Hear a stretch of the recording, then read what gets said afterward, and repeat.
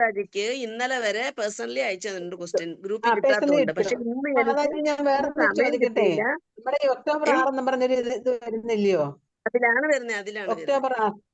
അതെ അതെ. അല്ല, അതിന് വരുന്നത് എനിക്ക് അതിനകത്ത് റിമൂവ് ചെയ്തേക്കുന്നു. അത് മാതാജി റിമൂവ് ചെയ്തില്ല. അതെ, എനിക്കുള്ള മൊബൈലിനകത്ത് അങ്ങനെ കിടപ്പുണ്ട് മാതാജി, എനിക്ക് കിട്ടുന്നതേ ഇല്ല ക്വസ്റ്റ്യൻ. ഞാൻ ഈ ക്ലാസ്സിന് കയറുന്ന തന്നെ അധ്യായം 5 ലിങ്ക് വെച്ചാൽ ഞാൻ കയറുന്നത്. മാതാജി റിമൂവ് ചെയ്താൽ കിട്ടത്തില്ല ക്വസ്റ്റ്യൻ. ലളിത മാതാജിന്റെ നമ്പർ പറയൂ. കേട്ടില്ലേ മാതാജി? ലളിത മാതാജി നമ്പർ ഒന്ന് പറയോ? 94 96 94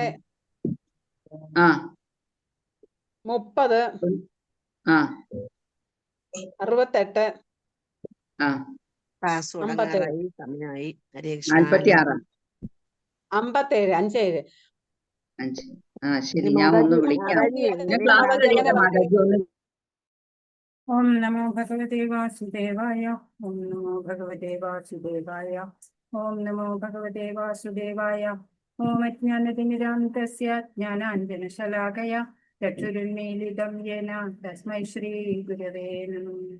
ഹേ കൃഷ്ണ കരുണാ സിന്ധോ ദീനബന്ധോ ജഗത്പതേ ഗോപേശ ഗോപികാകാന്ത രാധാകാന്ത നമോസ്തുതേ. തപ്തകാഞ്ചന ഗൗരാംഗി ശ്രീരാധേ വൃന്ദാവനേശ്വരി ഋഷഭാനുസുതേ ദേവി പ്രണമാമി ഹരിപ്രിയേ. ജയ ശ്രീകൃഷ്ണ ചൈതന്യ പ്രഭു നിത്യാനന്ദ ശ്രീ അദ്വൈത ഗദാധര ശ്രീവാസാദി ഗൗര ഭക്തവൃന്ദ.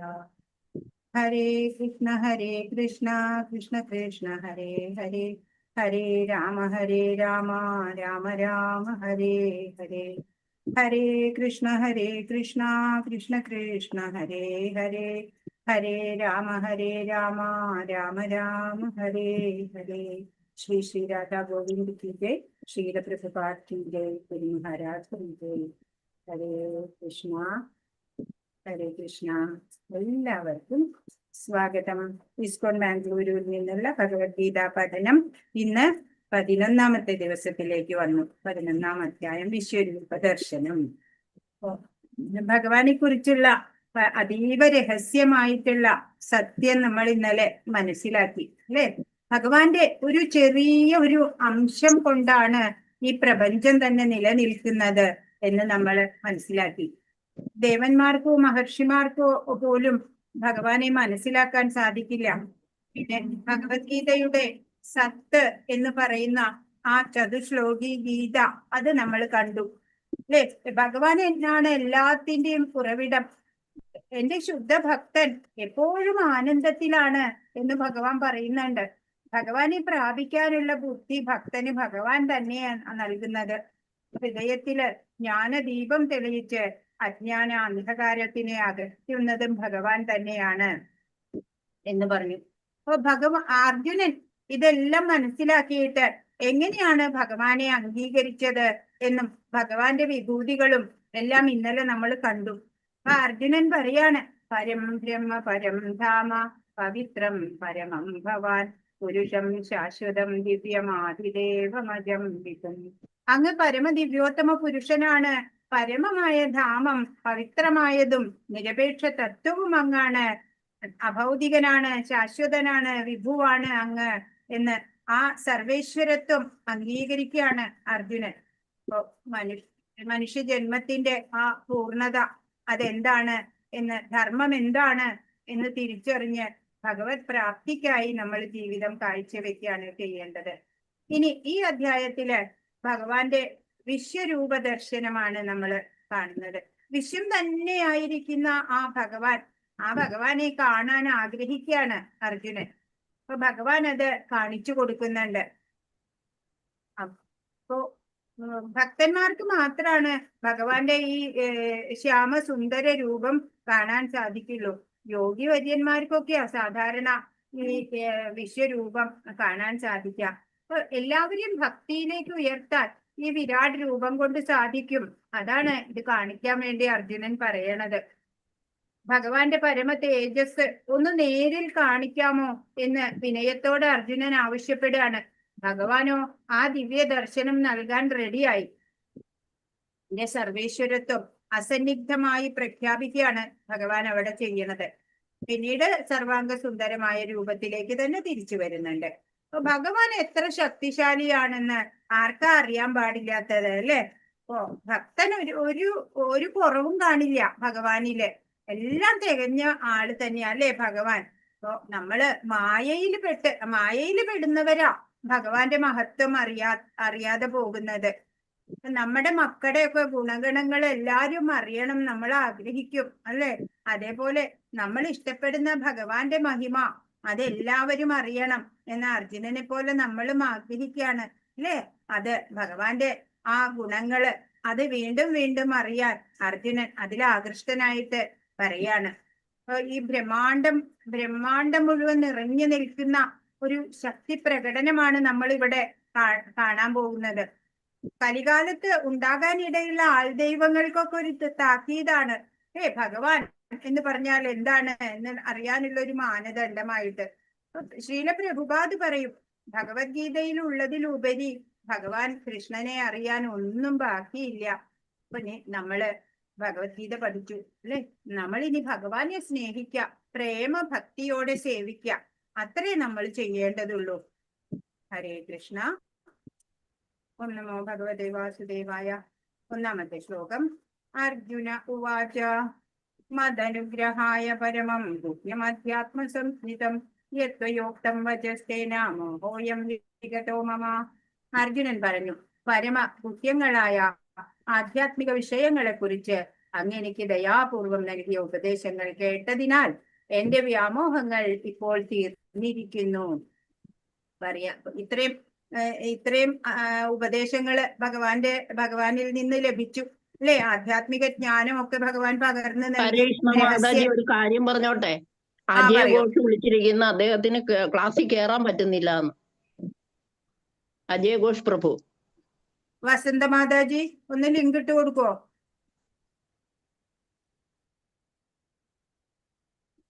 മാതാജി. ഹരേ കൃഷ്ണ. ഹരേ കൃഷ്ണ. അപ്പോഴെന്താ പറഞ്ഞത്? ആധ്യാത്മിക ജ്ഞാനമൊക്കെ പകർന്നു കൊടുത്തു അല്ലെ ഭഗവാൻ അർജുനന്. ഇപ്പൊ ഈ 10 അധ്യായത്തിലൂടെ നമ്മളും കണ്ടു അതൊക്കെ. അങ്ങനെ ഭഗവാനെ കുറിച്ച് എല്ലാം മനസ്സിലായപ്പോഴ്, ഉപദേശങ്ങളൊക്കെ കേട്ടപ്പോഴ് അർജുനന്റെ വ്യാമോഹങ്ങളെല്ലാം തീർന്നു.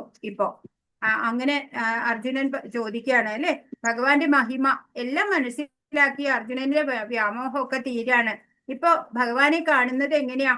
സകലതിന്റെയും സ്രോതസ്സായിട്ടാ കാണുന്നത്.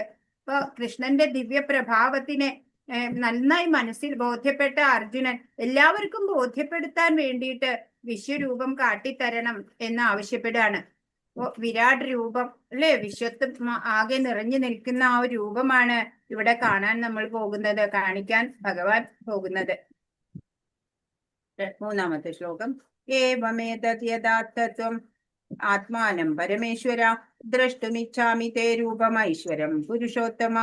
ഹേ പുരുഷോത്തമ, ഹേ പരമ്പൊരുളെ, അങ്ങു തന്നെ സ്വയം വിവരിച്ചതുപോലെയുള്ള അവിടുത്തെ യഥാർത്ഥമായ സ്ഥിതിയിൽ ഞാൻ അങ്ങയെ എന്റെ മുന്നിൽ കാണുന്നുവെങ്കിലും ഈ വിശ്വ ആവിഷ്കാരത്തിൽ എങ്ങും അങ്ങ് ഉൾച്ചേർന്ന് നിൽക്കുന്നത് എങ്ങനെയെന്ന് കാണാൻ എനിക്ക് ആഗ്രഹമുണ്ട്.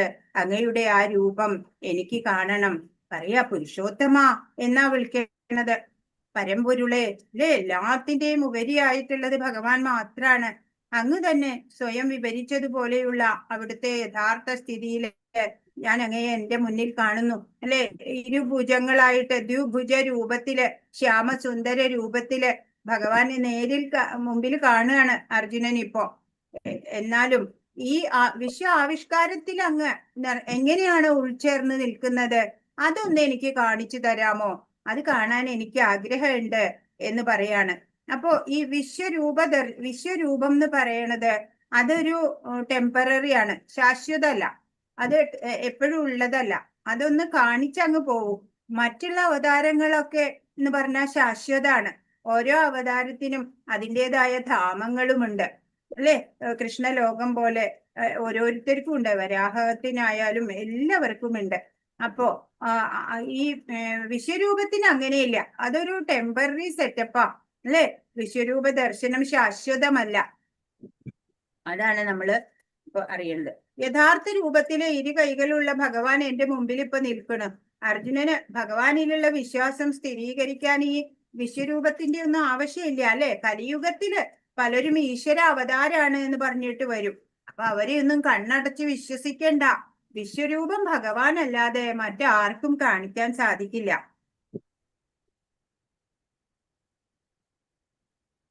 അഞ്ചാമത്തെ ശ്ലോകം.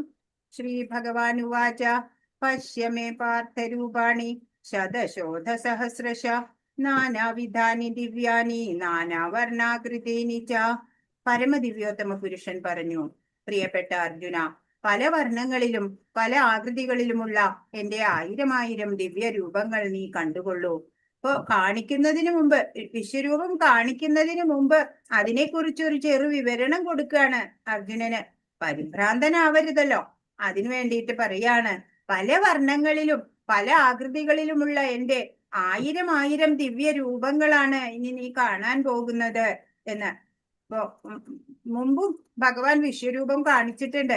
യശോദാമ്മയ്ക്ക് മണ്ണ് തിന്നുന്ന സമയം വാ തുറന്നപ്പോൾ വായില് വിശ്വരൂപം ഉണ്ടായിരുന്നു. അതുപോലെ ഹസ്തിനപുരത്തെ യുദ്ധം ഒഴിവാക്കാൻ സമാധാന ചർച്ചയ്ക്കിടയിൽ ഈ വിശ്വരൂപം കാണിക്കുന്നുണ്ട്. പക്ഷെ ഭക്തർക്ക് ശ്യാമസുന്ദര രൂപമാണ് ഏറ്റവും ഇഷ്ടം അല്ലെ. ഏത് രൂപമാണെങ്കിലും വിശ്വരൂപം കാണാനും ഭഗവാന്റെ കാരുണ്യം തന്നെ വേണം. 18ാമത്തെ ശ്ലോകം. നതു മാം ശക്യസേ ദ്രഷ്ടും അനേനൈവ സ്വചക്ഷുഷാ ദിവ്യം ദദാമി തേ ചക്ഷു പശ്യമേ യോഗമൈശ്വരം. പക്ഷേ നിന്റെ ഈ നേത്രങ്ങൾക്ക് ഞാൻ ദൃശ്യനാവില്ല. അതുകൊണ്ട് നിനക്ക് ഞാൻ ദിവ്യ ചക്ഷുസ് നൽകുന്നു. എന്റെ വിഭൂതികളെ യഥേഷ്ടം കണ്ടുകൊള്ളൂ. കാണിക്കാണ് അല്ലെ, കാണിക്കാൻ റെഡിയായി. പക്ഷെ പറഞ്ഞു, ഈ നമ്മുടെ പോലത്തെ മനുഷ്യരുടെ മാംസ ചക്ഷുസുകൾക്കൊന്നും ഇത് കാണാൻ സാധിക്കില്ല. അത്ര പോരാ പവർ അല്ലെ. നമ്മളുടെ ഇന്ദ്രിയങ്ങൾക്കൊക്കെ പരിമിതികളുണ്ട്, അത് പോരാ. അപ്പോ അത് കാരണം ദിവ്യ ചക്ഷുസ് നൽകാം. എന്റെ വിഭൂതികളെ അതുപയോഗിച്ച് നീ യഥേഷ്ടം കണ്ടോളൂ എന്ന് പറയാണ്. കൃഷ്ണന്റെ ആത്മമിത്രം അഭിജ്ഞനുമെങ്കിലും അർജുനന് കൃഷ്ണനെ പറ്റിയുള്ള അറിവ് പൂർണ്ണമല്ല. അതിനാല് അത്ഭുതാവഹങ്ങളായ ഈ രൂപം ഇപ്പോൾ വെളിപ്പെടുത്തി കൊടുക്കുകയാണ്, കൂടുതൽ ബോധവാനാക്കാൻ വേണ്ടിയിട്ട്. തന്റെ വിശ്വരൂപം ദർശിക്കാൻ അർജുനന് ദിവ്യ ചക്ഷുസ് നൽകാണ് ഭഗവാൻ. ഇപ്പൊ 3D സിനിമ കാണുമ്പോ ഒരു പ്രത്യേക കണ്ണട ഉണ്ടാവും. അതേപോലെ ഇതിപ്പോ 3D ഒന്നല്ല, 6Dയെക്കാളൊക്കെ മുകളിലാ. അതുകൊണ്ട് മാംസ ചക്ഷുസ് കൊണ്ട് ദർശിക്കാൻ സാധിക്കില്ല. ഇവിടെ നമ്മളുടെ ഇന്ദ്രിയ പരിമിതി കാണിക്കുന്ന അല്ലെ, നമുക്ക് ചെറിയ തീരെ അണുവായിട്ടുള്ള വസ്തുക്കളെ വലുതാക്കി കാണിക്കാൻ നമുക്ക് മൈക്രോസ്കോപ്പ് വേണം. ദൂരെ, ഒരുപാട് ദൂരെ ഉള്ളതിനെ കാണാൻ ടെലിസ്കോപ്പ് ഉപയോഗിക്കും അല്ലെ. നമ്മുടെ കണ്ണിന് അതൊന്നും കണ്ടെടുക്കാൻ പറ്റില്ല. അതിനാല് പിന്നെ ഇവിടെ എന്താ, ഒരു ആപ്പിള് കണ്ണാടിയിൽ കാണുമ്പോ വളരെ നല്ലതാ, പക്ഷെ ഒരു ഭാഗം മുഴുവനും കേടുവന്ന ആപ്പിളാ അല്ലെ. അതുപോലെ ഈ പിക്ചർ, ഇത് അനങ്ങുന്നതായിട്ട് നമുക്ക് തോന്നും കുറച്ചു സമയം അതിൽ നോക്കുമ്പോ, പക്ഷെ ശരിക്കും അത് അനങ്ങുന്നില്ല. നമ്മളുടെ പരിമിതി കൊണ്ടാ അങ്ങനെ തോന്നണത്. ഉത്തമ ഭക്തൻ വിശ്വരൂപ ദർശനം ആഗ്രഹിക്കുന്നില്ല. അർജുനന് കൃഷ്ണന്റെ പ്രസ്താവനകൾ സാധൂകരിക്കണമായിരുന്നു. അതോടൊപ്പം ഭാവിയിൽ ജനങ്ങൾക്ക് ബോധ്യപ്പെടുത്തുകയും വേണം. താൻ പരമദിവ്യോത്തമ പുരുഷനാണെന്ന് കൃഷ്ണൻ പറഞ്ഞത് വെറും സൈദ്ധാന്തികമായോ ദാർശനികമായോ അല്ല. അപ്പൊ പരമദിവ്യോത്തമ പുരുഷനായതുകൊണ്ട് ഭഗവാന്റെ അചിന്ത്യ ശക്തിയാലാണ് ഇതൊക്കെ ചെയ്യാൻ സാധ്യമാവുള്ളൂ. അല്ലാത്തവർക്കൊന്നും സാധിക്കില്ല. യഥാർത്ഥത്തിൽ അദ്ദേഹം പരമദിവ്യോത്തമ പുരുഷനാണെന്ന് വെളിപ്പെടുത്തുകയും ചെയ്തു അല്ലെ. ഭഗവാനെ കൊണ്ട് മാത്രം സാധിക്കുന്ന കാര്യങ്ങളാ ഇതൊക്കെ. അങ്ങനെതാ ഇവിടെ വിശ്വരൂപം കാണിച്ചു ഭഗവാൻ. വിശ്വരൂപം എന്താ, വിശ്വവ്യാപ്തമായ രൂപത്തിൽ എന്തൊക്കെയാണ് കാണുന്നത്? എണ്ണമറ്റ മുഖങ്ങളും കണ്ണുകളും എണ്ണമറ്റ അത്ഭുത ദൃശ്യങ്ങളും അർജുനൻ കണ്ടു. എന്താണ് വിശ്വരൂപത്തില് അർജുനൻ കാണുന്നത്? വിശ്വവ്യാപ്തമാണ്. ഈ ലോകം മുഴുവൻ നിറഞ്ഞിട്ടാ നിക്കണത് അല്ലെ. ആകാശം മുട്ടെ എന്നൊക്കെ പറയും. അങ്ങനെ എണ്ണമറ്റ കണ്ണുകള്, മുഖങ്ങള്, എണ്ണമറ്റ അത്ഭുത ദൃശ്യങ്ങളൊക്കെയാണ് അർജുനൻ അതില് കാണാൻ സാധിച്ചത്. അനേകം ദിവ്യ ആഭരണങ്ങളാൽ അലങ്കൃതമായ ആ രൂപം അനേകം ദിവ്യ ആയുധങ്ങൾ ഉയർത്തിപ്പിടിച്ചിരിക്കുന്നു. ദിവ്യങ്ങളായ പുഷ്പമാല്യങ്ങളും വസ്ത്രങ്ങളും അണിഞ്ഞിരുന്നു. ദിവ്യങ്ങളായ ഗന്ധദ്രവ്യങ്ങൾ ശരീരത്തിൽ പൂശിയിരുന്നു. അത്ഭുതാവഹവും തേജോമയവും അമേയവും സർവവ്യാപ്തവുമായിരുന്നു ആ രൂപം. എങ്ങനെയാണ് അത് വർണ്ണിക്കാൻ പറ്റണേ അല്ലേ? എല്ലാ ദിവ്യ ആഭരണങ്ങളാൽ അലങ്കൃതമായിട്ട്, ദിവ്യ ആയുധങ്ങൾ ഉയർത്തിപ്പിടിച്ചിട്ട്, ഒരുപാട് കൈകളുണ്ട് അല്ലേ, ഒരുപാട് ശിരസ്സുണ്ട്, എല്ലാം ഉണ്ട്. അങ്ങനെ ഉള്ള അത്ഭുതാവഹമായിട്ടുള്ള ആ രൂപം അർജുനന്റെ മുമ്പില് ഉണ്ട്. എന്നാലോ അർജുനന് ഇതെല്ലാം വ്യാപ്തമായ രൂപം കണ്ടിട്ട് ഭയം തോന്നുന്നുണ്ട് അല്ലെ, വിസ്മയം തോന്നി. അർജുനൻ കണ്ട ആ കൈകള്, കണ്ണുകള്, മുഖങ്ങള്, പാദങ്ങള് എണ്ണമറ്റതാ. പ്രപഞ്ചത്തിൽ എങ്ങുമായിട്ട് അതാ ചിതറിക്കിടക്കുകയാണ് ഈ ആവിഷ്കാരങ്ങള് അല്ലെ. എവിടെയാ തുടക്കം ഒന്നും അറിയില്ല. ഭഗവാന്റെ മഹാപ്രഭാവത്താല് ഒരിടത്ത് ഇരുന്നു കൊണ്ട് തന്നെ അർജുനന് ഇതൊക്കെ കാണാൻ സാധിക്കുന്നുണ്ട് അല്ലെ, ഭഗവാന്റെ അനുഗ്രഹത്താല്.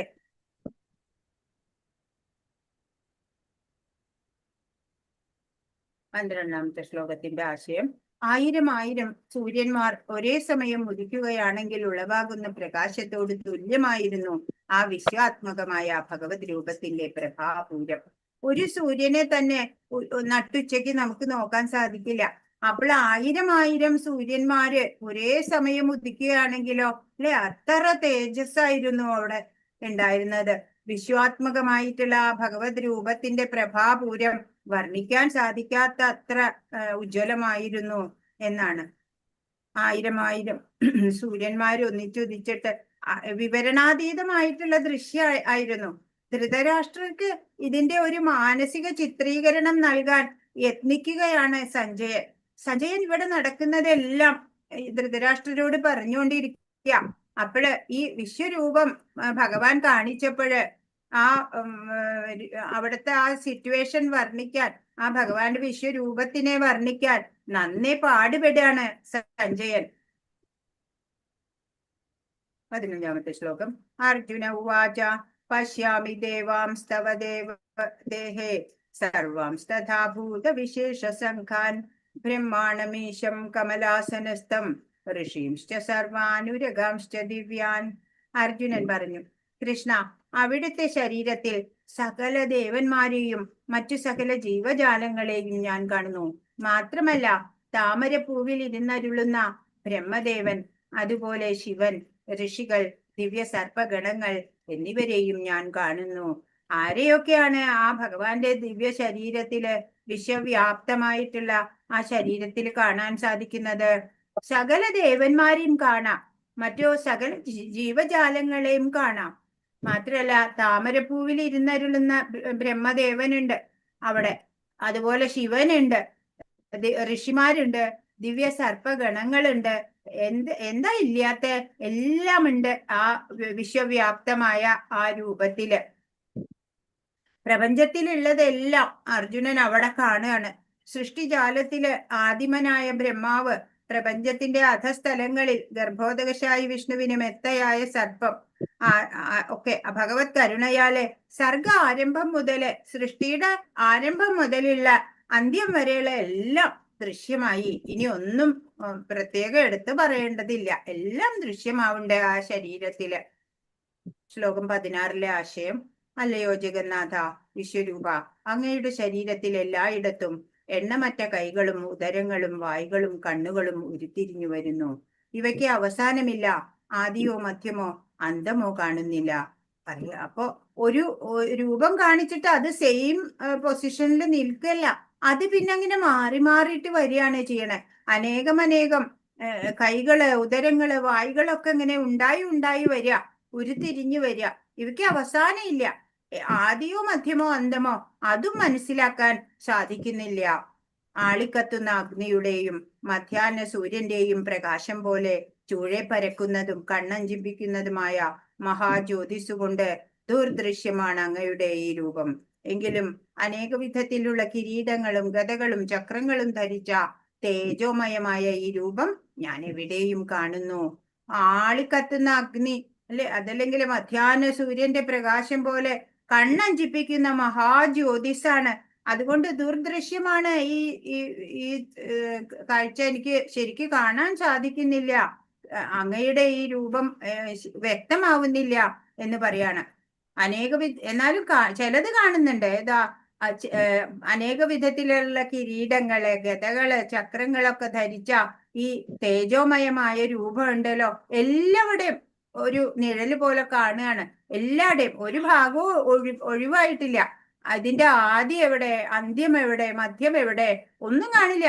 വിശ്വവ്യാപ്തമായിട്ട് ഒരു ചെറിയ ഗ്യാപ്പ് പോലും ഇല്ലാതെ നിറഞ്ഞങ്ങനെ നിൽക്കുകയാണ്. പരംപുരുഷനായിട്ടുള്ള ആ ഭഗവാൻ അനന്തരൂപനാണ്, നമുക്കറിയാം. അദ്ദേഹത്തിലൂടെ സർവപ്രപഞ്ചങ്ങളും കാണാൻ സാധിക്കുകയാണ്. അതിന്റെ തുടക്കോ ഒടുക്കോ ഒന്നും കാണുന്നില്ല.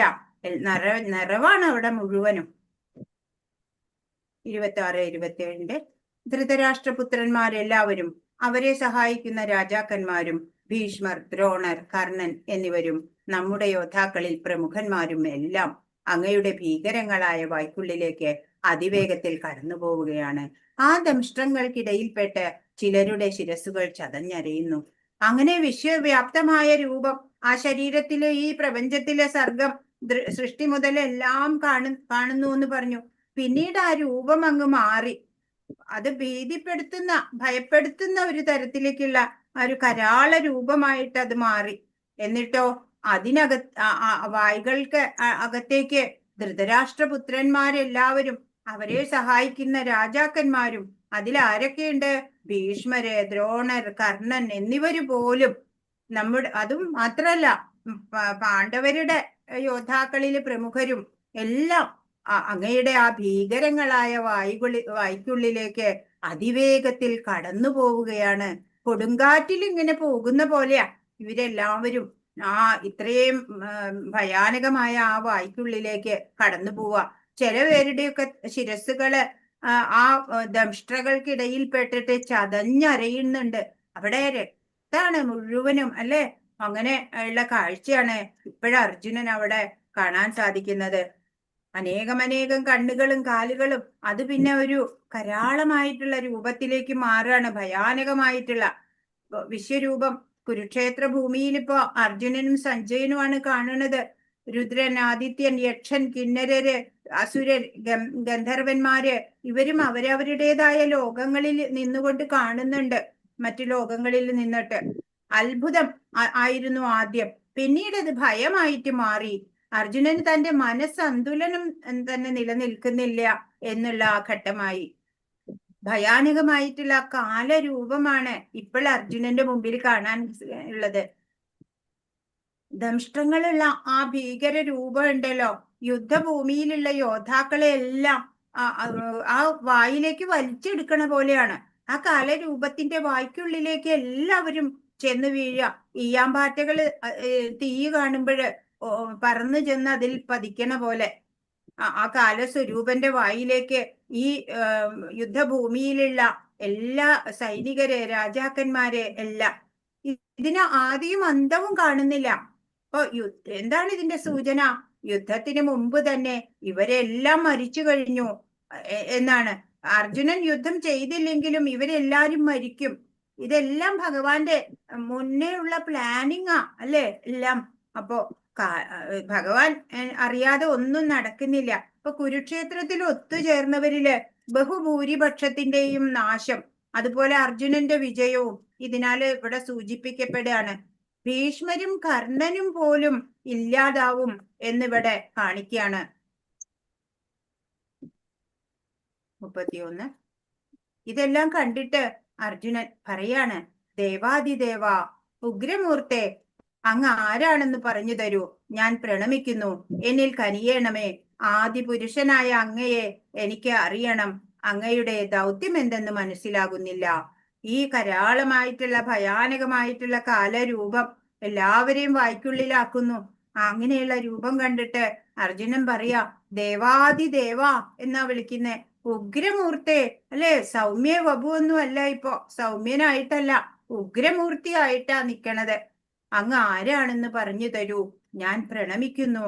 എന്നിൽ കനിയണം. ആദിപുരുഷനായ അങ്ങയെ എനിക്ക് അറിയണം. അങ്ങ് ആരാണ് ഈ രൂപം പൂണ്ട് വന്നിരിക്കുന്നത്? അങ്ങയുടെ ദൗത്യം എന്താണ് എന്ന് എനിക്ക് പറഞ്ഞു തരണം എന്ന് അർജുനൻ വിനയത്തോടെ പ്രണമിച്ചുകൊണ്ട് ആവശ്യപ്പെടുകയാണ്. യോദ്ധാക്കളൊക്കെ അങ്ങയുടെ വായിലേക്ക് പതിക്കുന്നു അല്ലെ. ഈയാമ്പാറ്റകൾ വെളിച്ചം കണ്ട് പറന്നടുക്കും പോലെ ആയിരുന്നു.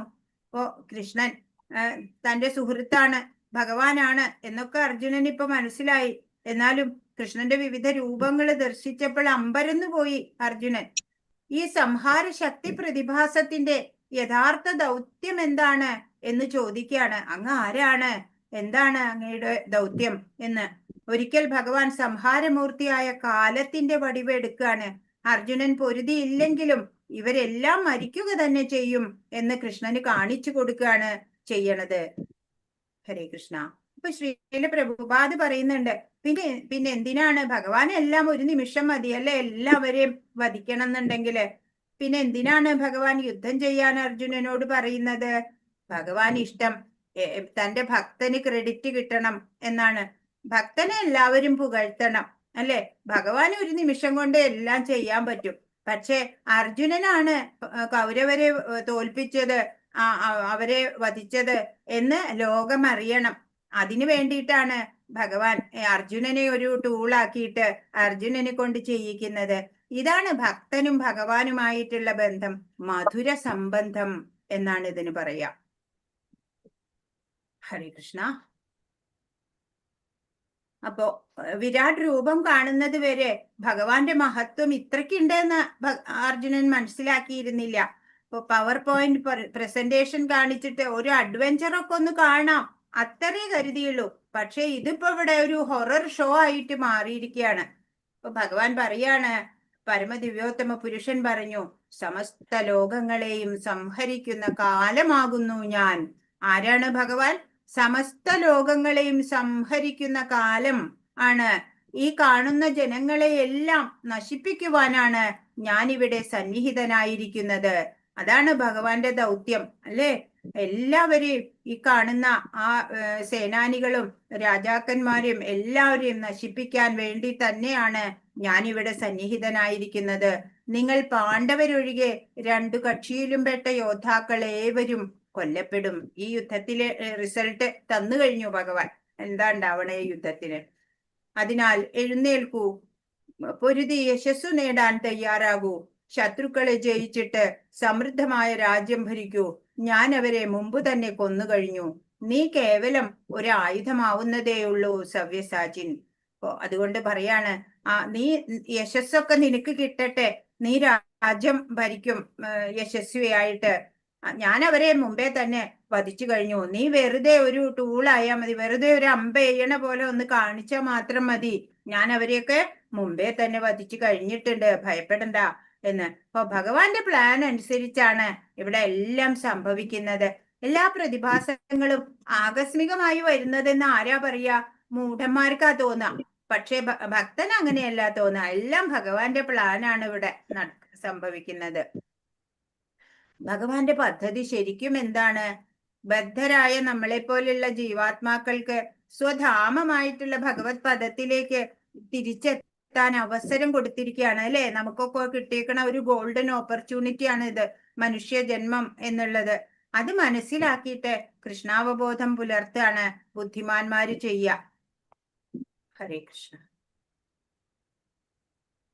41-42. അങ്ങയുടെ മഹത്വം എന്തെന്നറിയാതെ സുഹൃത്തെന്നു മാത്രം കരുതി ഹേ കൃഷ്ണ, ഹേ യാദവ, ചങ്ങാതി എന്നെല്ലാം ഞാൻ അങ്ങയെ സ്നേഹത്തിലോ സംഭ്രാന്തിയിലോ വിളിച്ചു പോന്നു. നാം തനിച്ചായിരിക്കുമ്പോഴും മറ്റുള്ളവർക്കിടയിൽ ഇരിക്കുമ്പോഴും വിനോദിക്കുകയോ ഇരിക്കുകയോ ഒരേ കിടക്കയിൽ കിടക്കുകയോ ആഹാരം കഴിക്കുകയോ ചെയ്യുന്ന അവസരങ്ങളിലും പലപ്പോഴും അങ്ങയെ വേണ്ടത്ര മാനിക്കാതെ അപഹസിച്ചിട്ടുണ്ട്. അർജുനനും കൃഷ്ണനും സമപ്രായക്കാരായതാണ്ടൊക്കെ 2-3 വയസ്സൊക്കെ വ്യത്യാസമുള്ളൂ. അപ്പോള് കൂട്ടുകാരെ പോലെ ഹേ കൃഷ്ണ, യാദവ എന്നൊക്കെ പലപ്പോഴും അങ്ങയെ ബഹുമാനത്തോടെ അല്ലാതെ വിളിച്ചിട്ടുണ്ട് ഞാൻ. നമ്മൾ തനിച്ചായിട്ടിരിക്കുമ്പോഴും അല്ല മറ്റുള്ളവരുടെ കൂട്ടത്തിലിരിക്കുമ്പോഴും കളി ചിരിയിലോ ഇടയ്ക്ക് ഒരേ കിടക്കയിൽ കിടക്കുക, ഒരേ പാത്രത്തിൽ ആഹാരം കഴിക്കുക, അങ്ങനെയൊക്കെ ചെയ്യുന്ന അവസരങ്ങളിലൊക്കെ അങ്ങയെ ഞാൻ വേണ്ടത്ര മാനിച്ചിട്ടില്ല. മാത്രല്ല ഞാൻ പലപ്പോഴും അപഹസിച്ചിട്ട് പോലുമുണ്ട് അച്യുത. അങ്ങനെ എനിക്ക് പറ്റിപ്പോയ പിഴകൾ ഉണ്ടല്ലോ, അതിനെല്ലാം ഞാൻ അങ്ങയോട് ഇതാ മാപ്പ് ചോദിക്കുന്നു എന്ന് അർജുനൻ കാൽക്കൽ വീണ് മാപ്പ് ചോദിക്കുകയാണ്. അല്ലെ, ഇത്ര സർവേശ്വരനായിട്ടുള്ള ആ ഭഗവാനെ ഇപ്പൊ വെറും ഒരു തേരാളിയായിട്ടാ അർജുനന്റെ മുമ്പിലുള്ളത് അല്ലെ. അപ്പോ ഇത്രയും നാളും സ്വന്തം കസിന അല്ലേ, ബന്ധു കൂടിയാണ്. അപ്പോഴ് സുഹൃത്ത് എന്ന നിലയിൽ മാത്രം കണ്ടു. കൃഷ്ണ യാദവ എന്നൊക്കെ ബഹുമാനമില്ലാതെയൊക്കെ ഞാൻ പെരുമാറിയിട്ടുണ്ട്. അങ്ങനെ എനിക്ക് അറിവില്ലായ്മ കൊണ്ട് വന്നുപോയ ആ പിഴകൾക്കൊക്കെ ഞാൻ അങ്ങോട്ട് ഇതാ മാപ്പ് ചോദിക്കുന്നു എന്ന് പറഞ്ഞ് പ്രണമിക്കുകയാണ് ഭഗവാനെ. അപ്പൊ ഭഗവാനുമായി തനിക്കുള്ള മൈത്രി ബന്ധത്തിനെ അർജുനൻ സ്മരിക്കുകയാണ്. അനൗപചാരിക പെരുമാറ്റങ്ങള് തന്നിൽ നിന്ന് പലപ്പോഴും ഉണ്ടായിട്ടുണ്ട്. ആ തെറ്റുകളൊക്കെ ക്ഷമിക്കണം എന്ന് അപേക്ഷിക്കുകയാണ്. അച്യുത എന്നാ വിളിക്കണേ. ഓരോ ഭക്തനെയും ശ്രദ്ധിക്കുന്ന കാര്യത്തില് വീഴ്ച പറ്റില്ല ഭഗവാന്. അതാ അച്യുത എന്ന് വിളിക്കുന്നത്. 49. എന്റെ ഈ ബീഭത്സ രൂപം കണ്ടിട്ട് നീ അസ്വസ്ഥനാവുകയും സംഭ്രാന്തനാവുകയും ചെയ്തു. അത് ഇതോടെ തീരട്ടെ. എന്റെ ഭക്തനായ നീ ഇനി സ്വസ്ഥത കൈവരിക്കൂ. ശാന്തമനസ്കനായി നിനക്കിപ്പോൾ നീ ആഗ്രഹിക്കുന്ന രൂപം കാണാം. അപ്പോ ഈ ആദ്യം വിസ്മയം തോന്നി അല്ലെ, പിന്നെ അത്ഭുതമായി ഇങ്ങനെ മാറി മാറി വരുന്ന രൂപങ്ങള്, പിന്നെയോ ഭീതിപ്പെടുത്തുന്ന രൂപമായി മാറി അല്ലെ, ഭഗവാന്റെ കരാള രൂപമായി മാറി. അങ്ങനെ ഭയപ്പെട്ട സംഭ്രാന്തിയിലാണ് ഒട്ടൊക്കെ ഇപ്പൊ അർജുനന്റെ നിൽപ്പ്. അപ്പോഴാണ് ഭഗവാൻ പറയണേ, ഈ ബീഭത്സമായിട്ടുള്ള എന്റെ രൂപം കണ്ട് നീ അസ്വസ്ഥനായിട്ടുണ്ട്, സംഭ്രാന്തനായിട്ടുണ്ട്. അതിപ്പോ മാറ്റാം ഞാൻ. എന്റെ ഭക്തനാണ് നീ, അതുകൊണ്ട് നീ സ്വസ്ഥമായിരിക്കണം, ശാന്ത മനസ്കനായിട്ടിരിക്കൂ. ഞാനിതാ നീ ആഗ്രഹിക്കുന്ന രൂപം കാണിച്ചു തരാം എന്ന് പറയാണ്. 50. സഞ്ജയൻ ധൃതരാഷ്ട്രരോട് പറഞ്ഞു. ഇങ്ങനെ അർജുനനോട് പറഞ്ഞിട്ട് പരമദിവ്യോത്തമ പുരുഷനായ കൃഷ്ണൻ തന്റെ യഥാർത്ഥമായ ചതുർഭുജ രൂപം കാണിച്ചു. പറഞ്ഞു സഞ്ജയൻ ഇങ്ങനെ കമന്ററി കൊടുത്തോണ്ടിരിക്കുക ധൃതരാഷ്ട്ര രാജാവിന്. അപ്പൊ പറഞ്ഞു, ഇത്രയും ഭഗവാൻ കൃഷ്ണൻ പറഞ്ഞിട്ട് അർജുനനോട് പറഞ്ഞിട്ട് ആ രൂപം ഉണ്ടല്ലോ, വിശ്വവ്യാപ്തമായ ആ രൂപം മാറ്റി യഥാർത്ഥമായിട്ടുള്ള ചതുർഭുജ രൂപത്തിലേക്ക് ഭഗവാൻ മാറി എന്ന് പറയണ. അർജുനൻ വിശ്വരൂപം കാണാൻ ആഗ്രഹിച്ചു അല്ലെ. ഭഗവാൻ കരുണ മൂലം തേജോമയവും വിഭൂതി ബഹുലവുമായിട്ടുള്ള ആ രൂപം വെളിപ്പെടുത്തി. സൂര്യനെ പോലെ പ്രദീപ്തമായിട്ടുള്ള, ക്ഷണന്തോറും മാറിക്കൊണ്ടിരിക്കുന്നതായിട്ടുള്ള, അസംഖ്യം മുഖങ്ങൾ ഉള്ളതുമായിട്ടുള്ള ആ രൂപം കാണിച്ചു. തന്റെ അനന്തമായ അന്തരംഗ ശക്തി കൊണ്ടാണ് ഭഗവാൻ അത് ആവിഷ്കരിച്ചത്. അർജുനനാണ് അത് ആദ്യം കണ്ടത്. അവിടെ പ്രത്യക്ഷമായ വിശ്വരൂപം സ്വർലോകങ്ങളിലും ബഹിരാകാശങ്ങളിലും വാഴുന്ന ഭക്തർക്കും കാണാൻ സാധിച്ചു.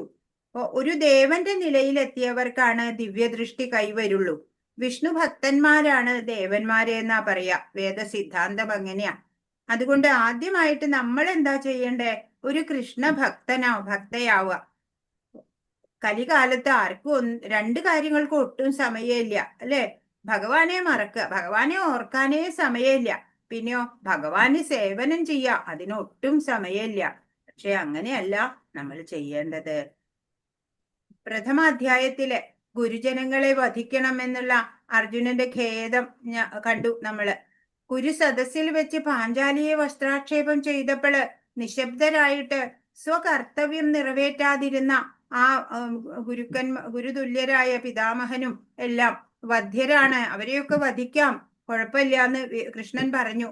നീതിക്ക് നിരക്കാത്ത കർമ്മം ചെയ്തതിനാലെ അവരെല്ലാം മുമ്പ് തന്നെ കൊല്ലപ്പെട്ടു കഴിഞ്ഞു എന്നിവിടെ കാണിക്കുകയാണ്, സ്ഥാപിക്കുകയാണ്. ഇതറിയിക്കാനാണ് വിശ്വരൂപം കാണിച്ചത്.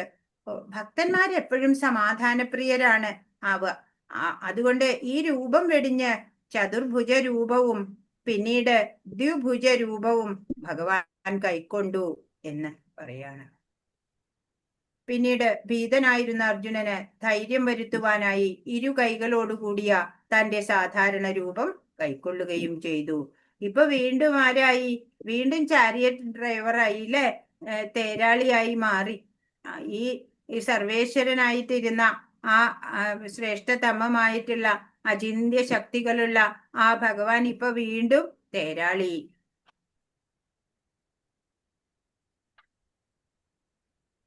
ഈ ചതുർഭുജ രൂപം ഉണ്ടല്ലോ, അത് ഭീഷ്മര് ശരശയ്യയിൽ വെച്ചിട്ട് കാണാൻ ആഗ്രഹിച്ചു. അങ്ങനെ ഭഗവാൻ കാണിച്ചു കൊടുക്കുന്നുണ്ട്. ധ്രുവൻ കണ്ടിട്ടുണ്ട്. ധ്രുവൻ തപസ്യ ചെയ്തിട്ട് ധ്രുവന്റെ മുമ്പിൽ ഭഗവാൻ ചതുർഭുജത്തിലാ പ്രത്യക്ഷപ്പെട്ടത്. ദേവകി വസുദേവരുടെ പുത്രനായിട്ട് ഏറ്റവും ആദ്യം പ്രത്യക്ഷമായത് ചതുർഭുജ രൂപത്തിൽ തന്നെ ആയിരുന്നു. അങ്ങനെ ചില സമയത്തൊക്കെയാണ് ഈ ചതുർഭുജം കാണാറ് ഭക്തര്. പ്രേമഭക്തി ഉള്ളവർക്കാണ് കൃഷ്ണന്റെ ശ്യാമസുന്ദര രൂപം കാണാൻ പറ്റുക. ഇവിടെ കാണിച്ചിട്ടുണ്ട് അല്ലെ, ശ്യാമസുന്ദര രൂപം, ത്രിഭംഗ ലളിതമായിട്ടുള്ള സുന്ദര രൂപം. അപ്പൊ പ്രേമാഞ്ജന ചുരിത ഭക്തി വിലോചനേനാന്ന് നമ്മൾ പറഞ്ഞു.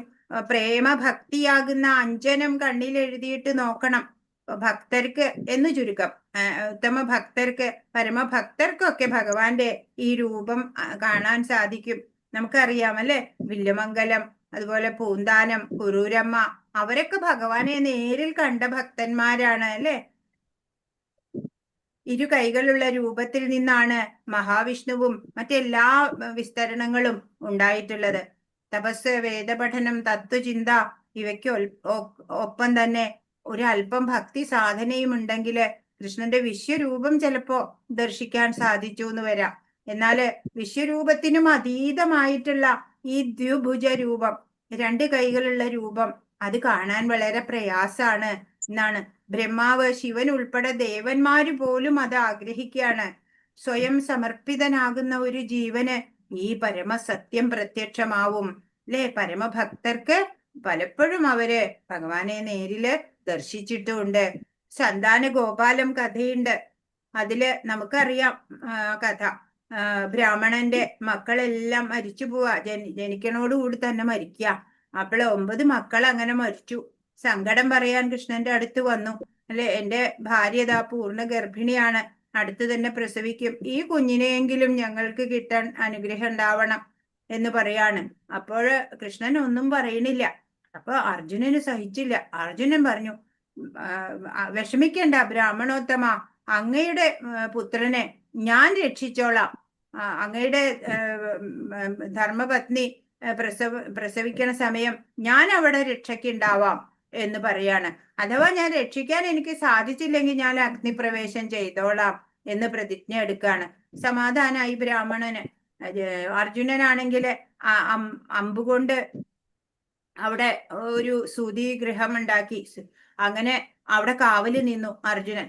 അങ്ങനെ ബ്രാഹ്മണ പത്നി പ്രസവിക്കുകയാണ്. പ്രസവിച്ചു കഴിഞ്ഞു നോക്കുമ്പോ എന്താ, കുട്ടിയുടെ ശരീരം പോലും ഇല്ല. ഈ മുമ്പത്തെ എല്ലാ പ്രാവശ്യവും ശരീരെങ്കിലും അവിടെ കാണാറുണ്ട് ജീവനില്ലാത്ത, ഇപ്പോഴതുപോലും ഇല്ല. ആകെ വിഷമായി അല്ലേ. അർജുനൻ പ്രതിജ്ഞ പാലിക്കാൻ അർജുനന് സാധിച്ചില്ല. അർജുനൻ അഗ്നിയിൽ ചാടാൻ തയ്യാറായി. അങ്ങനെ ഞാൻ ചാടാൻ നിൽക്കുമ്പോ കൃഷ്ണൻ ഇവിടെ വാടോ എന്ന് പറഞ്ഞിട്ട് പിടിച്ചു പറഞ്ഞു. അപ്പൊ എന്താ അർജുനൻ അവിടെ തെറ്റുപറ്റിയത്? ഭഗവാനെ ഓർത്തില്ല അല്ലേ. കൃഷ്ണ, ഞാനിത് ചെയ്തോട്ടെ, ഞാനിത് ഏറ്റെടുത്തോട്ടെ എന്ന് ഒരു വാക്ക് ചോദിച്ചിരുന്നെങ്കില് അവിടെ സക്സസ് ആയേനെ ആ പ്രവർത്തനം അല്ലേ.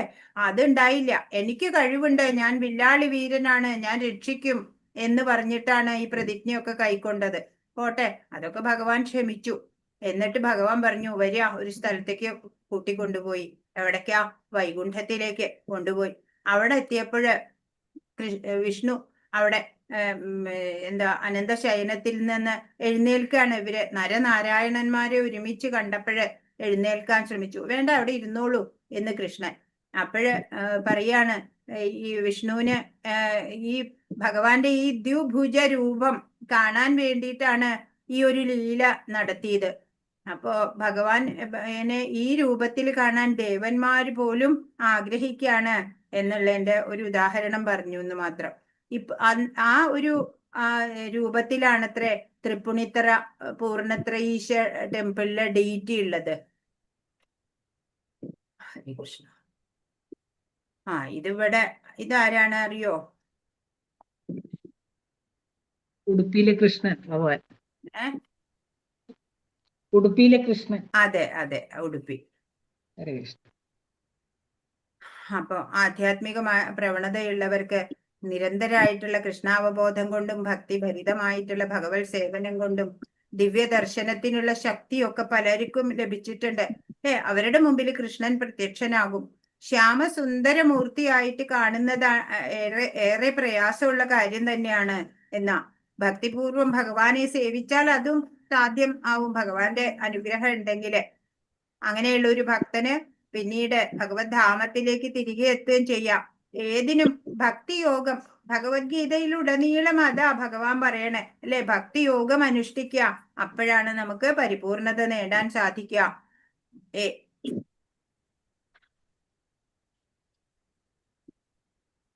ഏകാഗ്രമായിട്ടുള്ള ആ ഭക്തി സാധന കൊണ്ട് മാത്രമാണ് ഭഗവാനെ അറിയാൻ സാധിക്കുള്ളൂ എന്ന് മുമ്പും പറഞ്ഞു.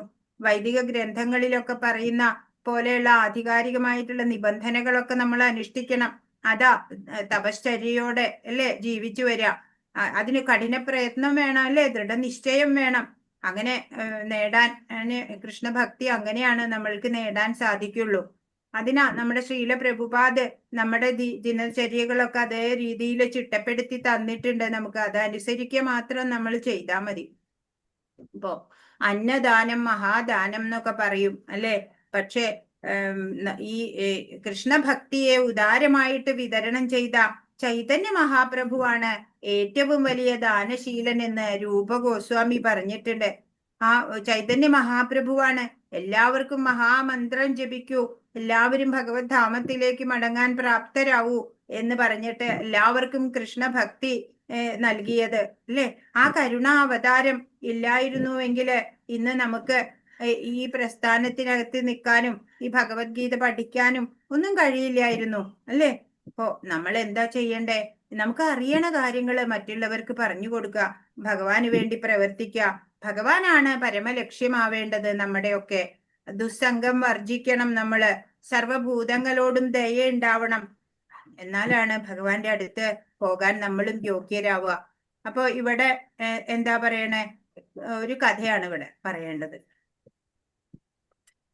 അതായത് ഈ ദേവകി മാതാവിന് ഭഗവാന്റെ കൃഷ്ണന്റെ ബാലലീലകളൊന്നും ആസ്വദിക്കാൻ സാധിച്ചില്ല. നമുക്കറിയാം, ജനിച്ച ഉടനെ തന്നെ അമ്പാടിയിലേക്ക് കൊണ്ടുപോവുകയാണ്. പിന്നെ 11 വർഷത്തിന് ശേഷമാണ് അമ്മയ്ക്ക് ആ കൃഷ്ണനെ ഉണ്ണിയെ കാണാൻ പറ്റിയത് അല്ലെ.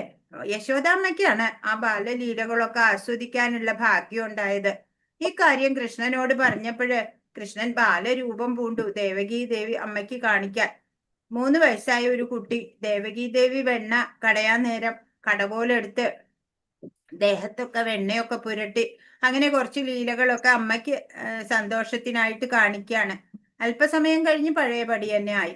ഈ കാര്യം രുക്മിണി ദേവി പറഞ്ഞു എനിക്കും ബാലരൂപം കാണിക്കണം എന്ന്. അപ്പൊ കൃഷ്ണൻ പറഞ്ഞു ഇനി കാണിക്കാൻ പറ്റില്ല എന്ന് പറഞ്ഞു. അങ്ങനെ വിശ്വകർമാവിനോട് രുക്മിണി പറഞ്ഞിട്ട് ഒരു ബാലകൃഷ്ണ വിഗ്രഹം സാളഗ്രാമത്തിൽ തീർത്തു. കടകോലും കയറും ഒക്കെ ആയിട്ടാ. അങ്ങനെ രുക്മിണി ദേവി ദിവസവും ഈ വിഗ്രഹം പൂജിക്കും.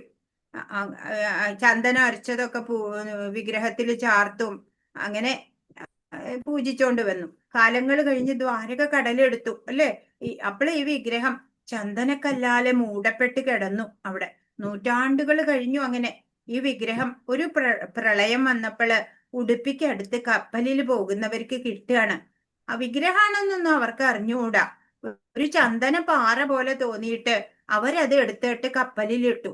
ഇട്ടതേ ഉള്ളൂ, അപ്പോഴേക്കും അവരുടെ കപ്പല് കൊടുങ്കാറ്റിൽ ഇങ്ങനെ ആടി ഉലയണതായിട്ട് അവരാകെ ഭയപ്പെട്ട് കരയാൻ തുടങ്ങി. അപ്പൊ തീരത്തില് ധ്യാനത്തിലിരുന്ന മധ്വാചാര്യര് ഇവരുടെ കരച്ചിൽ കേട്ടു. അദ്ദേഹം പ്രാർത്ഥിച്ച് കപ്പല് കരയ്ക്കടുപ്പിച്ചു. അങ്ങനെ ആപത്തിൽ നിന്ന് രക്ഷിച്ചതിന് പാരിതോഷികമായിട്ട് ഇത് സ്വീകരിക്കണം എന്ന് പറഞ്ഞ് നിർബന്ധിച്ച് ആ ചന്ദനപ്പാറ കൊടുക്കാണ്. മധ്വാചാര്യർ അത് സ്വീകരിച്ചു. അദ്ദേഹത്തിന് അറിയാം എന്താണെന്ന്. അതിനകത്തെ കൃഷ്ണ വിഗ്രഹം എടുത്തിട്ട് സ്ഥാപിച്ചു. അവിടെ ഒരു ക്ഷേത്രം ഉണ്ടായി. അതാണ് ഉടുപ്പി ശ്രീകൃഷ്ണ ക്ഷേത്രം. ഒരു നാള് കനകദാസൻ എന്നുള്ള ഒരു ഭക്തൻ ഇവിടെ കാണിച്ചിട്ടുണ്ട് അല്ലെ. സംഗീതജ്ഞനാ. അവിടെ ദർശനം ആഗ്രഹിച്ചിട്ട് വരികയാണ്. അപ്പോ താഴ്ന്ന ജാതിയാണ് എന്നുള്ള കാരണത്താല് അകത്ത് ദർശനം അനുവദിച്ചില്ല. അപ്പൊ ദുഃഖത്തോടെ അദ്ദേഹം ക്ഷേത്രത്തിന് പുറകിൽ നിന്നിട്ട് ഇങ്ങനെ കീർത്തനങ്ങൾ ആലപിക്കുക. കൃഷ്ണ നീ ബേഗനെ ബാരോ എന്നൊക്കെ ഉള്ളതാ അതിൽ പെട്ടതാ. അങ്ങനെ ഭഗവാനെ കാണുന്നത് വരെ ഞാൻ ഇവിടുന്ന് പോവില്ല എന്ന് ശഠിച്ചു. അവസാനം കിഴക്കോട്ട് ദർശനമായിരുന്ന ഭഗവാൻ പടിഞ്ഞാറോട്ട് തിരിഞ്ഞ് കനകദാസിന് ദർശനം നൽകി. ചുമരൊക്കെ വിണ്ടുപോയി. അങ്ങനെ ഇന്നും നമ്മൾ അങ്ങനെയാണ് അല്ലെ ദർശനം എടുക്കുന്നത് അവിടെ. അപ്പോ ഭഗവാന്റെ മുമ്പില് ജാതി വ്യവസ്ഥയൊന്നുമില്ല അല്ലെ. ഭഗവാന് താഴ്ന്ന ജാതി മോൾ ജാതി അങ്ങനെയൊന്നുമില്ല. ഭഗവാൻ ആ ഭക്തി മാത്രാണ് ഭഗവാൻ കാണുന്നത് അല്ലെ. പരമപ്രേമ ഭക്തിയുള്ള ആരാണെങ്കിലും അവരുടെ എഡ്യൂക്കേഷണൽ ക്വാളിഫിക്കേഷനോ പണമോ പദവിയോ ഒന്നും ഭഗവാൻ നോക്കുന്നില്ല അല്ലെ. ഭക്തി ഉണ്ടെങ്കില് ഭഗവാന് അവരെ ഇഷ്ടാണ് അല്ലെ. അവരുടെ ഏത് ആഗ്രഹവും ഭഗവാൻ സാധിച്ചു കൊടുക്കും. അതാ നമ്മൾ മനസ്സിലാക്കുക. വിശ്വരൂപം മറച്ച് പിന്നീട് കൃഷ്ണൻ ചതുർഭുജനായ നാരായണ രൂപവും ഒടുവിൽ ദ്വിഭുജനായ സ്വരൂപവും കൈക്കൊള്ളുന്നുണ്ട്. വൈദിക സാഹിത്യത്തിൽ പറയപ്പെടുന്ന ചതുർഭുജ രൂപങ്ങളും മറ്റും ആദിമമായ ദ്വിഭുജ കൃഷ്ണ രൂപത്തിൽ നിന്ന് ഉത്ഭവിച്ചവയാണെന്ന് ഇതിൽ നിന്ന് മനസ്സിലാക്കാം. ഇപ്പൊ നമ്മള് ആദ്യം ചതുർഭുജം കാണിച്ചു, പിന്നെ ദ്വിഭുജം കാണിച്ചു. അപ്പൊ വൈദിക സാഹിത്യത്തിൽ പറയണ ചതുർഭുജ രൂപങ്ങളും മറ്റുള്ള ആദിമമായിട്ടുള്ള ദ്വിഭുജ കൃഷ്ണരൂപത്തിൽ നിന്ന് തന്നെയാണ് ഉത്ഭവിച്ചത് എന്ന് ഇവിടുന്ന് മനസ്സിലാക്കാൻ നമുക്ക് പറ്റുകയാണ്. ഇതാണ് അല്ലെ ശ്യാമഗോപരൂപ്.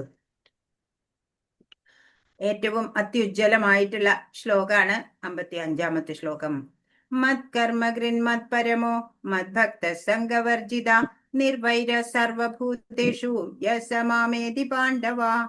പ്രിയ അർജുന, എന്റെ ശുദ്ധ സേവനത്തിൽ ഏർപ്പെട്ടിരിക്കുന്ന കാമ്യകർമ്മങ്ങളുടെയോ ഊഹാപോഹങ്ങളുടെയോ മാലിന്യം കൂടാതെ എനിക്കു വേണ്ടി കർമ്മം ചെയ്യുകയും എന്നെ ജീവിതത്തിന്റെ പരമലക്ഷ്യമായി കരുതുകയും സർവഭൂതങ്ങളോടും സുഹൃത്ത് രൂപേണ പെരുമാറുകയും ചെയ്യുന്ന ഭക്തൻ നിശ്ചയമായും എന്നെ തന്നെ പ്രാപിക്കും.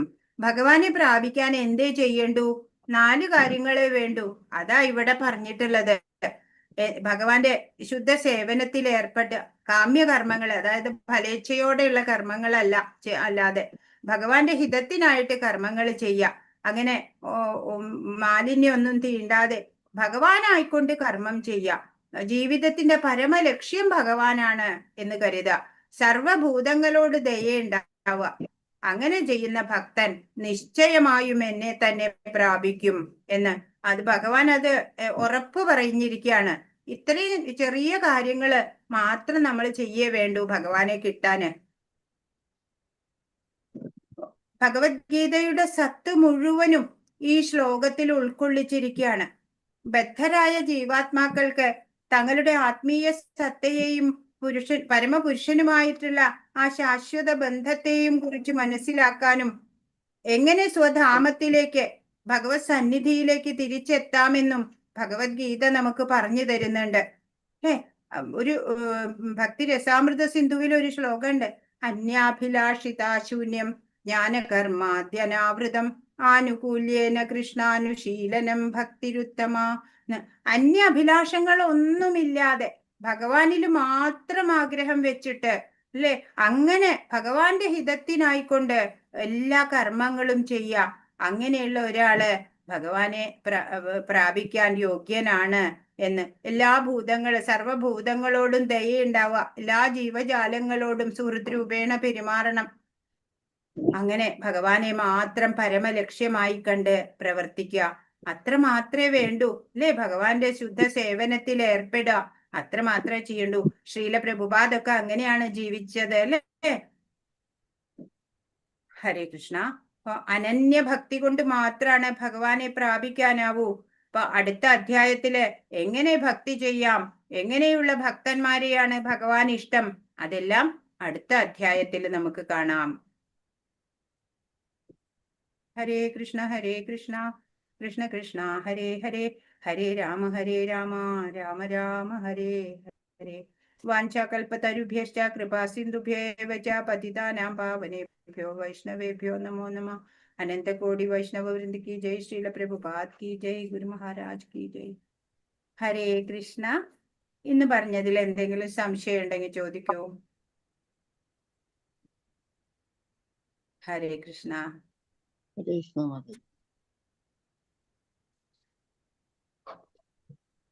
നമസ്കാരം മാതാജി. ആ പിന്നെ എനിക്ക് ഒരു സംശയം. നമ്മൾ ഈണം ഭഗവത്ഗീതയ്ക്ക് പല സ്ഥലത്തും വേറൊരു ട്യൂണല്ലേ, ഇത് തന്നെ എങ്ങനെയെങ്കിലും ചൊല്ലിയാൽ മതിയോ?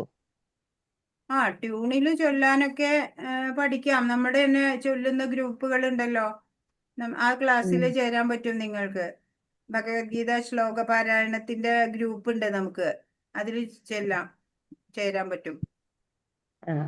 ചേർന്ന് പഠിക്കാം. അത് വസന്ത മാതാജി ഗ്രൂപ്പ് ഇട്ട് ലിങ്ക് ഇട്ട് തരും. ഇല്ല, ഞാൻ അങ്ങനെയാണ് ചൊല്ലി കേട്ടത്, അതുകൊണ്ട് സംശയം ചോദിച്ചതേ ഉള്ളൂ. അപ്പൊ ഇപ്പൊ ഇങ്ങനെ ക്ലാസ്സിൽ ചൊല്ലിയാലും കുഴപ്പമില്ലല്ലേ? ഇല്ല ഇല്ല. നാളെ നിങ്ങള് ചൊല്ലാൻ പാരായണത്തിൽ പേര് കൊടുത്തിട്ടുണ്ടോ? ഇല്ല, എന്നും കേറുന്നുണ്ട് ഇതില്. ഈ ഗ്രൂപ്പിൽ തന്നെയുള്ളു. എല്ലാത്തിലൂടെ സമയം ഇല്ല മാതാജി, പാരായണത്തിന് ഫസ്റ്റ് ലെവലുകാരില്ല പാരായണത്തിന്. ഓ ശരി ശരി ശരി. സെക്കൻഡ് തൊട്ടേ ഉള്ളൂ. സെക്കൻഡിലല്ലേ ശ്ലോകം അവരെ കൊണ്ട് വായിപ്പിക്കുന്നുള്ളൂ. എല്ലാ ഇന്നിപ്പോ ഏകാദശിക്കും സമയമില്ല നമ്മുടെ അവിടെ പാരായണം ചെയ്യുന്നുണ്ട്. എനിക്ക് അങ്ങനെ വായിക്കാൻ, എനിക്ക് കേട്ട് ഞാൻ വായിക്കും. അങ്ങനെ എനിക്കറിയാം വായിക്കാൻ ആ ടൂണില്. പക്ഷെ ഇതിങ്ങനെയും ചൊല്ലാവോന്ന് ഞാൻ ചോദിക്കുമായിരുന്നു. കുഴപ്പമില്ല. ക്ലാസ്സിൽ ഇങ്ങനെ ചൊല്ലണത് ഇങ്ങനെ ചൊല്ലാമോന്ന് അല്ലേ?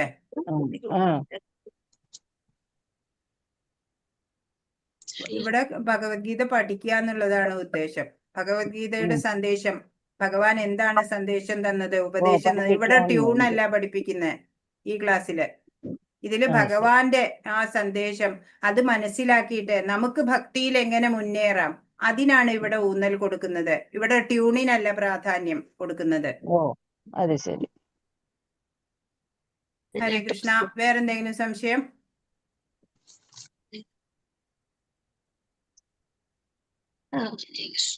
ക്വസ്റ്റ്യൻ ആൻസർ എഴുതിയവര് വായിച്ചോളൂ. അർജുനൻ എന്തുകൊണ്ടാണ് വിശ്വരൂപം കാണാൻ ആഗ്രഹിച്ചത്? ആൻസർ പറയുന്നെങ്കിൽ ആരും പറഞ്ഞോ. ഇല്ലെങ്കിൽ പുതിയ ആൾക്കാർ ഫസ്റ്റ് ലെവലിലെ ആൾക്കാർ എഴുതിയിട്ടുണ്ടോ എങ്കിൽ അവര് പറയട്ടെ മാതാജി. പുതിയതായിട്ട് പഠിക്കണവരാണ് എഴുതേണ്ടത്. ക്ലാസ് പോകുന്നതിന്റെ ഒപ്പം അവരെഴുതണം. വസന്ത മാതാജി അല്ല എഴുതേണ്ടത്. പഠിച്ചതല്ല നേരത്തെ പാർട്ടിസിപ്പൻസ്. മാതാജി അന്ന് നമുക്ക് ഇങ്ങനെ ക്വസ്റ്റ്യൻ ഒന്നും തരത്തില്ലായിരുന്നു. പക്ഷെ അതെ അതെ ഇല്ലായിരുന്നു. അതുകൊണ്ട് ഇപ്പൊ ഞങ്ങൾ ഇതൊക്കെ ഇതിനകത്ത് കേറിയത്. ഒന്നും കൂടെ ഞങ്ങളൊക്കെ ലെവൽ 1 ആദ്യമായിട്ട് വരുന്നവര് ചെയ്തോളൂ. അതെ അവര് ചെയ്യണം. എഴുതിയവര് വായിച്ചോ മാതാജിമാരെ? ഹരേ കൃഷ്ണ. കുമാരിദേവി ഇപ്പൊ സംശയം ചോദിച്ച മാതാജിന്റെ കുമാരിദേവി മാതാജി. രാംകുമാർ മാതാജി. കുമാരിദേവി എന്നാ മാതാജിയുടെ പേര്. മാതാജി ചോദിച്ചോ മാതാജി? അല്ല, എഴുതിയത് കൊണ്ടെങ്കിൽ വായിച്ചോ മാതാജി. ഹരേ കൃഷ്ണ. അല്ലെങ്കിൽ ഞങ്ങള് വായിക്കാം. ആരും അനങ്ങുന്നില്ലല്ലോ. കുമാരി മാതാജി ട്യൂൺ നോക്കാൻ വേണ്ടിയിട്ടാണോ വന്നത്?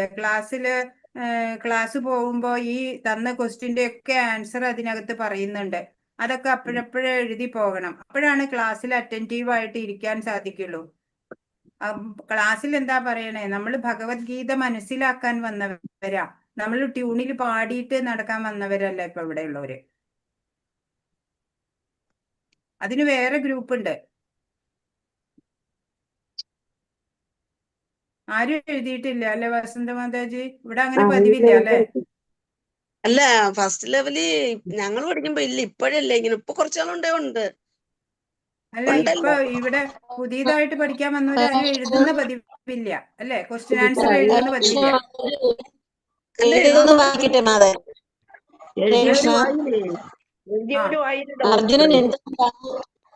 ഹരേ കൃഷ്ണ.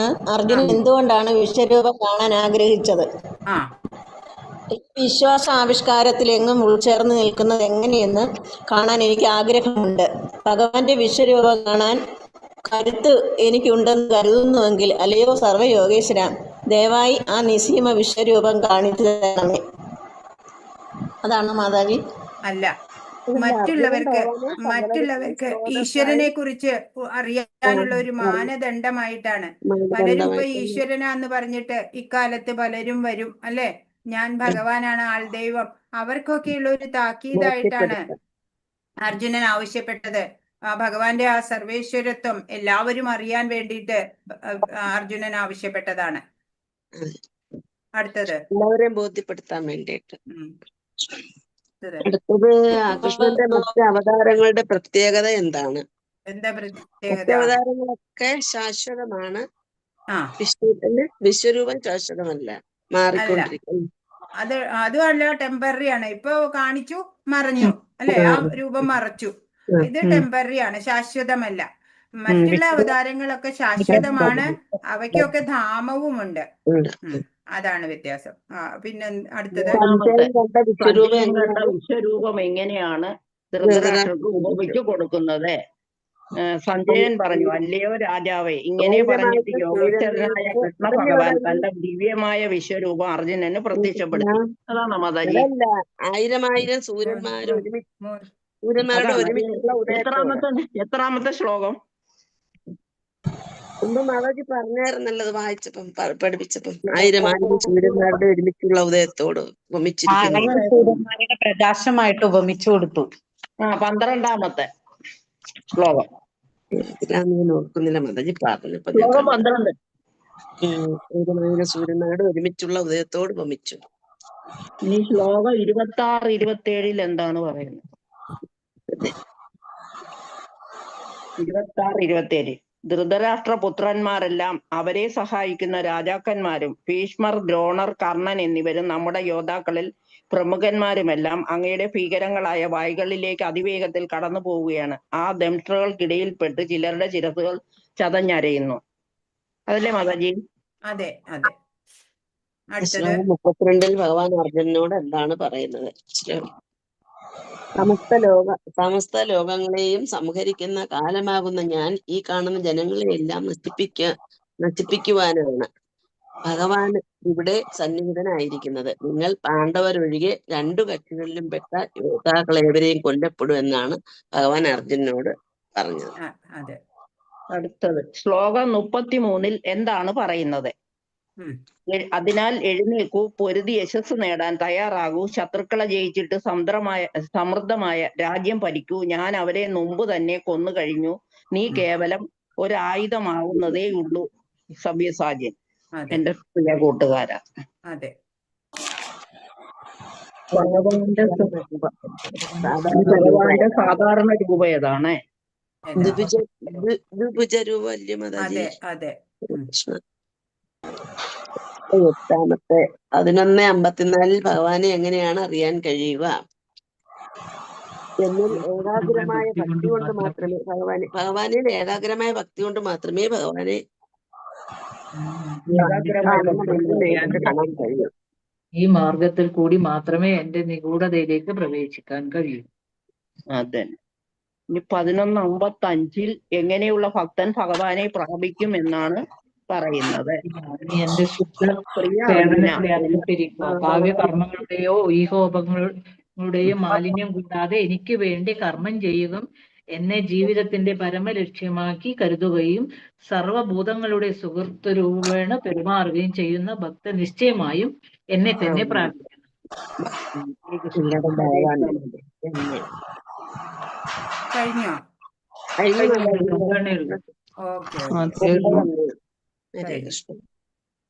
ഇനി എന്തെങ്കിലും ചോദിക്കാനുണ്ടോ? അതൊക്കെ 3ാമത്തെ ക്വസ്റ്റ്യൻ നമുക്ക് പറയാവോ? സഞ്ജയൻ കണ്ട രൂപത്തിന് എങ്ങനെയാണ്? 11:12 മാതാജി. 11:12 സൂര്യന്മാരുടെ ഒരുമിച്ചുള്ള ഉദയത്തോട്. മാതാജി, ദ്വിഭുജ രൂപം യഥാർത്ഥ രൂപം അല്ലേ? അപ്പൊ ഈ ചതുർഭുജ രൂപം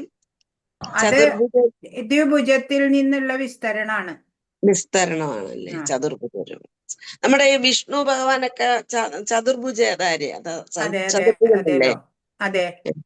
ശംഖുചക്രം, പത്മം. അതെ, 3 പുരുഷാവതാരങ്ങളാണ് ഇതിൽ നിന്ന് വന്നിട്ടുള്ളത്. കാരണോദകശായി വിഷ്ണു, ഗർഭോദകശായി വിഷ്ണു, ക്ഷീരോദകശായി. അതിലെ കാരണോദകശായി വിഷ്ണു ആണ് മഹാവിഷ്ണു അല്ലേ? അതെ. ഇവിടെ ഒരു മാതാജി ചോദിച്ചത് ഇവിടെ 12ാമത്തെ ഇതാണ് കേട്ടോ. 1000 സൂര്യന്മാർ. അത് ഭാവാർത്ഥത്തിലുണ്ട് മാതാജി, വിവർത്തനത്തിലല്ല. 12 ഭാവാർത്ഥത്തിലുണ്ട്. ഉണ്ട്. അതല്ലെങ്കിൽ ക്ലാസ് ഒന്നും കൂടെ കേട്ടാലും പുസ്തകം ടെക്സ്റ്റ് വീഡിയോ കേട്ടാ മതി. ഇല്ലാത്തവർക്ക് മാതാജി അത് ആ പോയിന്റ് എടുത്ത് പറഞ്ഞിട്ടുണ്ടായിരുന്നു. അല്ല ടെക്സ്റ്റ് വീഡിയോ ഇല്ലാന്ന് കേട്ടാ വെച്ചാ മതി. ഒന്നും കൂടെ ടെസ്റ്റ് ഇല്ലല്ലോ. കേട്ടാലും അവർക്ക് ടെസ്റ്റ് ഇല്ലാത്തവർ ഒരുപാട് പേരുണ്ടല്ലോ. അതുകൊണ്ടാ പറയാം. അതെ, വസന്ത മാതാജി ആ അജയ ഘോഷ് കേറാൻ പറ്റുന്നില്ലെന്ന് പറഞ്ഞ് ഞാൻ ലിങ്ക് ഇട്ട് എന്നെ കൊടുത്തു. ക്ലാസ്സിൽ ഞാൻ പ്രഭുവിന്റെ പേഴ്സണലി ഇട്ട് കൊടുത്തിട്ടുണ്ട്. എന്നിട്ടും കേറിയില്ല. എനിക്ക് അറിയില്ല. ഹരേ കൃഷ്ണ മാതാജി, ഞാൻ ഞാനിപ്പോ കയറിയത് എന്റെ അതിന്റെ ഇതിനോട് പേര് അയച്ചു. അടിച്ചുകൊടുക്കാൻ പറഞ്ഞു. അതാ വന്നു, അജയ ഘോഷ് ഞാൻ വന്നു. ഹരേ ഞാൻ കൃഷ്ണ മുമ്പ് മാതാജി, ഞാൻ ഇല്ല ഇപ്പോഴേ മാതാജി. കയറിയത്. ഓ, ഞങ്ങൾ അന്നേരം ഇട്ടല്ല, എന്നിട്ട് എന്താ കേറാഞ്ഞേ? ഹരേ കൃഷ്ണ മാതാജി, അത് ലിങ്കിൽ അത് എന്റെ പേര് ചേഞ്ച് ചെയ്യണമെന്ന് പറഞ്ഞു. അപ്പൊ അത് നമുക്ക് ഞാൻ ഇറങ്ങാം, എനിക്ക് അറിയാം. ഇനി ഇറങ്ങാൻ നേരമായി പ്രഭുജി. ഓക്കെ. ഹരേ കൃഷ്ണ. അല്ല, ഹരേ കൃഷ്ണ മാതാജി. അടുത്ത ക്ലാസ് അറ്റൻഡ് ചെയ്താലും മതി പ്രഭു, ആ, മിസ്സായില്ലെങ്കിൽ. ഏഴരയ്ക്ക് ഉണ്ടല്ലോ. അതല്ലെങ്കിൽ റെക്കോർഡ് കേട്ടാലും മതി. ഇതിൽ തന്നെ ഓക്കെ. ഇരുന്നാൽ മതി. അപ്പൊ ഏഴരയുടെ ഇതിന്റെ ക്ലാസ്സിൽ കണ്ടാ മതി മാതാജി, അല്ല പ്രഭുജി. ഹരേ കൃഷ്ണ. ഹരേ കൃഷ്ണ. ഹരേ ഹരേ കൃഷ്ണ. എല്ലാവർക്കും നന്ദി. ഹരേ കൃഷ്ണ. നാളെ കാണാം. ഹരേ കൃഷ്ണ. ഹരേ കൃഷ്ണ മാതാജി. മാതാജി. ഹരേ കൃഷ്ണ മാതാജി, പ്രണാമം. പ്രണാമം ഹരേ മാതാജി. കൃഷ്ണ മാതാജി.